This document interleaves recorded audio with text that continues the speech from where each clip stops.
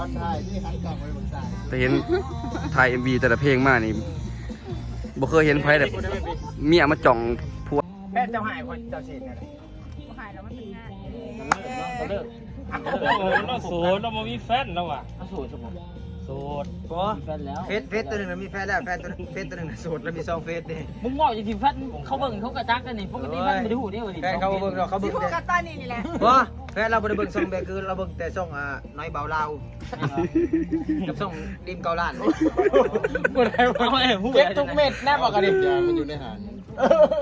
คอยทาเก็บสรุปพวกเจ้านะสบายดีทุกคนเนาะมื้อนี้พบกับ2ดีมเก่าล้านเนาะมื้อนี้ก็มาเบิ่งทีมงานผึ่งอากอยกับบิ๊กใหญ่กับคำศรีมันถ่ายวีเพลงใหม่เนาะนี่ตอนนี้เพิ่นก็กำลังถ่ายอยู่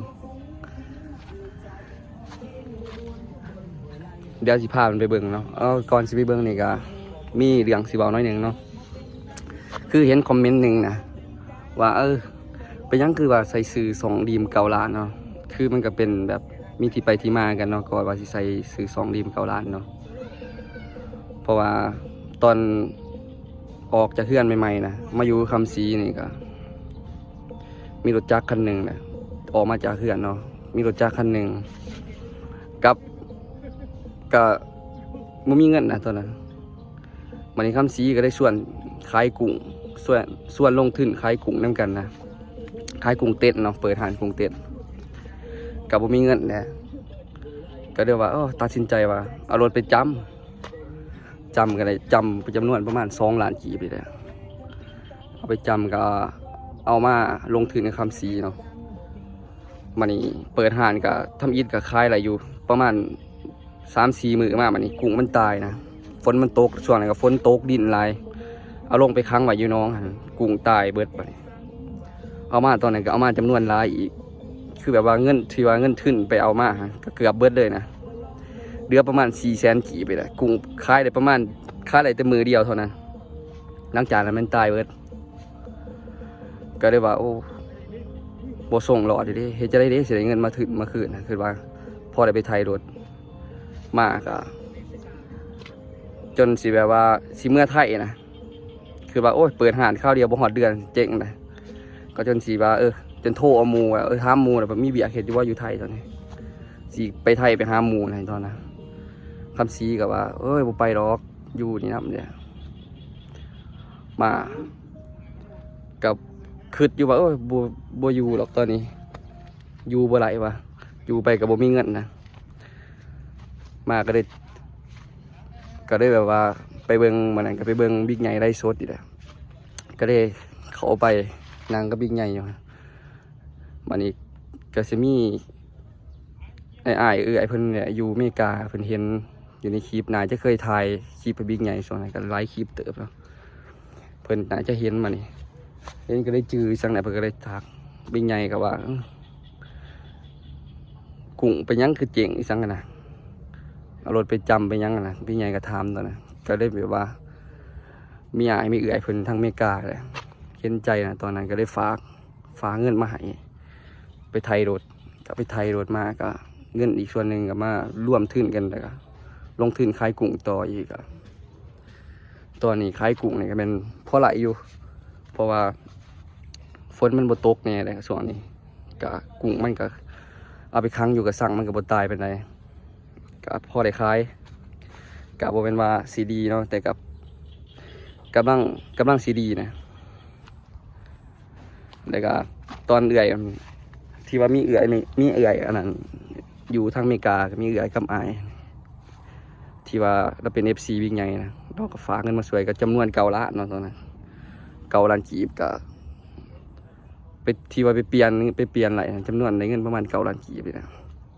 ก็ไปไทยเอารถเอายังเนาะก็เอามานี่มาเพิ่งอากอยแน่คำศรีแน่เพื่อก็ชวนมาสร้าง2 YouTube สร้าง2 YouTube ใหม่อีกเทื่อเนาะแต่ก่อนก็มี2อยู่เทื่อนึงแต่ว่ามันสามารถกู้บ่ได้ก็เลยบ่ได้ถ่ายเด้อการนี้แหละซื้อ2ก็สิมาใส่2ดีม9 ล้านเนาะเดี๋ยวสิพาทุกคนไปเบิ่งขั้นตอนการถ่าย MV เนาะของเพลงใหม่ของบิ๊กใหญ่กับ คำซีกับเพิ่งอากอยไปนี่ก็คือเบื้องหลังเนาะ ยื่นหยอกเรา ซอกเอียงอันนี้ซอกเอียงอันนี้ ดิมเกาละจักอยู่บ่ อยากถ่ายกูจะกิน มีเบิร์ดคลิปเจ้าที่ว่านั่งรถมาบางทีนี่โอ้นี่ก็แม่นเพลงขาวๆเนาะเอาฟังเพลงเต็มเลยเด้อสิปล่อย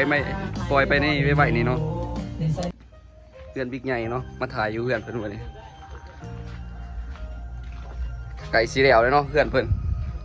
ตอนนี้ก็กำลังก่อกำแพงสร้างกับพยายามก่ออยู่เนาะ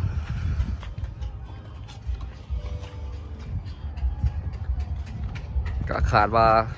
น่าจะประมาณเดือนหนาก็น่าจะเดี่ยวเลย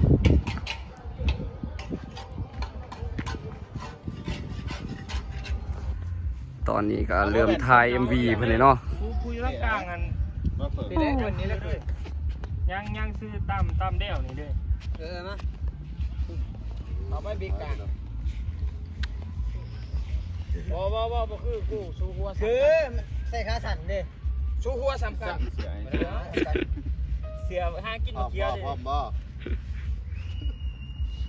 มาเห็นนี่บน มันมี เบื้อง เงา ไหน เล ก่อน ย เอาคณะกันดิ นี่ ตอนนี้ต้องมาอยู่ทางพร้อมปานนั้น แม่น แต่สิบ่เห็นเงาจ้ะ ลืมไปเมื่อกี้ นี่นี่ ได้ขาดแล้วบ่ ขาดได้หรอมันสิบ่แล้วได้เสีย เปิดทารุตี้ขึ้นก่อนบ่ตั้งนี่ไปเข้าไปมันกระเทียมใช่ปะเทียมนี่นะ เตรียมยืนเอาเลย ไปแล้วนะไปตัดเอาคือเอา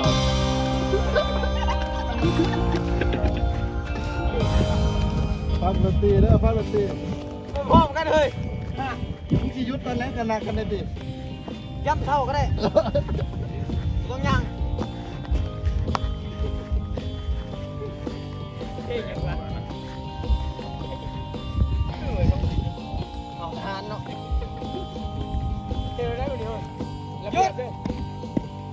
เอาเลยทานเป็น ทีมมึงนี่ไปจากอ่านนะมันสิว่าควรมึงเอาเด้ แค่จะ อ ให้คนเจ้าเสียเนี่ย ขายแล้วมันเป็นง่าย เลิกเราโสดเราไม่มีแฟนแล้วว่ะ โสดสมอง โสด บอ แฟนแล้ว เฟซตัวหนึ่งมีแฟนแล้วแฟนตัวหนึ่งโสดแล้วมี2 เฟซดิ มึงบอกอย่างที่แฟนเขาเบิ่งเขากระจักกันนี่ปกติแฟนไม่ได้หูเนี่ยวันนี้ แฟนเขาเบิ่งเราเขา ที่ เบิ่ง พูด แต่ กันตอนนี้นี่แหละ บอแฟนเราบ่ได้เบิ่ง2 แบบคือเราเบิ่งแต่ช่องน้อยเบาลาวกับช่องดิมเกาล้าน บ่ได้บ่ได้หูเก็บทุกเม็ดแน่บอกกันดิ ยางมันอยู่ในหาง คอยทาเก็บสรุปพวกเจ้านะ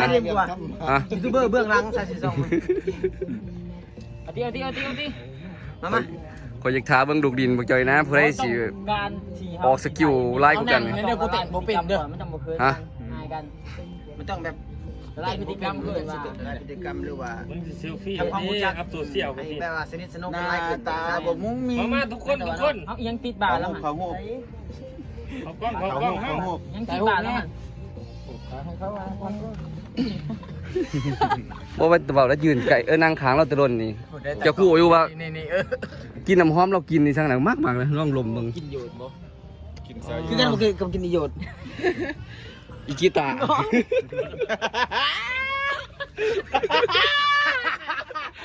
ลูกชื่อใจกันว่าได้เฮ็ดเอา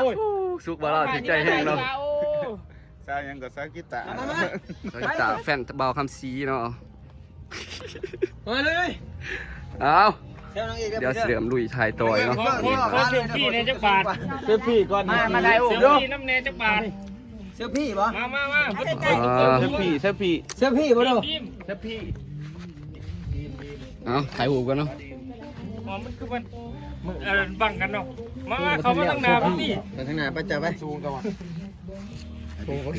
อะไรสิ ไอ้เบิร์ด เอาได้ ไอ้ นี่ เบิร์ด ตัวเสี่ยวได้เอาได้1 2โอเค โอเค มาเซลฟี่แล้ว thank you love you love you บอกแม่ thank you love you ขอบใจ มาดิล่ะ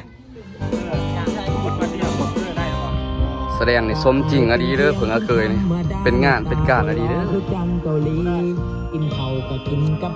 อันนี้มันชีวิตจริงเด้อว่าเป็นการแสดง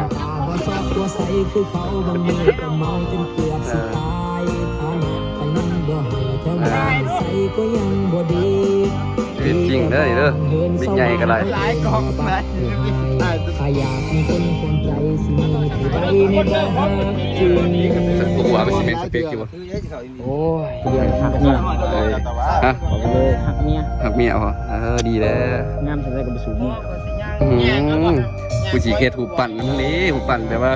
คนหาครอบครัวดีเด่นของหมู่บ้านนะ มีการถ่ายมีปกติกับแบบถ่ายมีคนนี้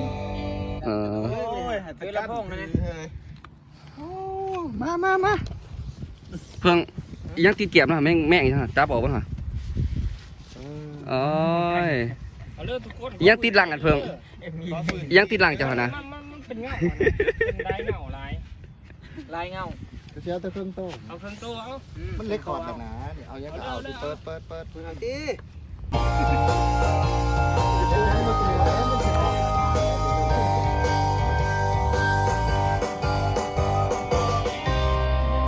ก็อายเป็นเพียงคนธรรมดานะก็เมาจนเกือบสิตายฐานะแต่ยังบ่ให้แถมว่านิสัยก็ยังบ่ดี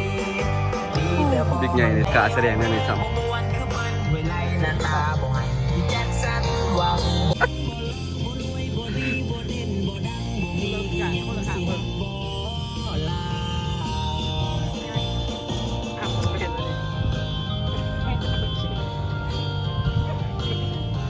ได้ต่อด้วย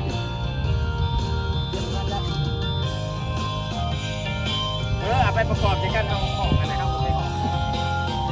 ำโอ้แสดงสมจริงอันนี้เนาะ รายละเอียดเอา หน้าตาบ่มุ้งมิ้งบ่ฟุ้งฟิ้งบ่ถือใจฮอ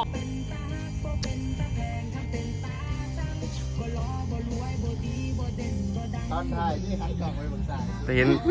ถ่าย MV แต่ละเพลงมานี่บ่เคยเห็นไผแบบเมียมาจ่องพวก ใส่เสื้อมันเป็นสุดคนเลยก็ความเบื้องหลังของความจริง ชีวิตจริงล้วนๆนั่นนี่ อันนี้ก็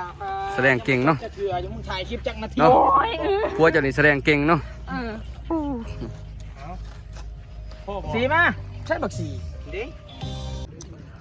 ลืมเลย ตอนนี้ก็เป็นในถ่าย MV สำเร็จเสร็จสิ้นแล้วเนาะกา ก็สิจบคลิปไปเพียงเท่านี้เนาะก็ฝากทุกคนติดตามกด Subscribe เพื่อเป็นกำลังใจให้ในการให้คลิปต่อไปเด้อฝากทุกคนเนี่ย2ตอนนี้ก็ไกลสิผ่านแล้วเนาะผู้ติดตามนี่ก็เป็นผ่านแหละแต่ยังชั่วโมงยังบ่ทันได้ผ่านเนาะก็ฝากทุกคนเข้าไปเบิ่งคลิปได้หลายเด้อเอาเจอกันคลิปหน้าบ๊ายบาย